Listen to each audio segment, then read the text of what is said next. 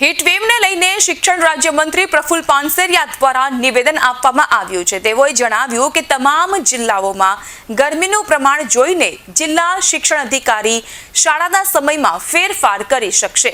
પ્રાથમિક શાળાના બાળકો સાયલેન્ટ ડિઝાસ્ટર હીટ વેવનો શિકાર ન થાય તે માટેની પણ તેઓના દ્વારા સૂચના આપવામાં આવી। સાવચેતીના પગલાં છે।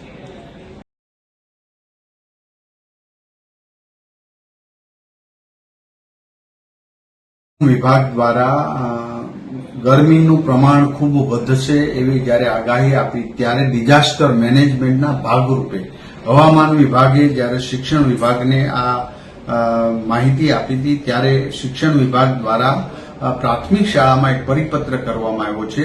તમામ જિલ્લા શિક્ષણ અધિકારી અને શાળાને સમયના ફેરફાર માટેની પોતાની વિવેક બુદ્ધિથી નિર્ણય લઈ શકશે એને કોઈ મંજૂરી લેવાની જરૂર નથી।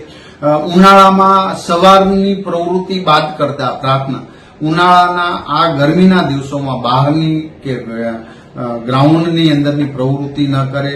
વિદ્યાર્થીઓ વધુમાં વધુ પાણી પીવે, એ પાણી ઓછું ન પીવે એવી દરેક શિક્ષકો દ્વારા પણ એમને જાગૃતતા લાવે અને પાણી પીવા માટેનું દરેકને યાદ કરાવી અને બાળકને પાણીનું શરીર માટે શું મહત્વ છે એ પણ જણાવે।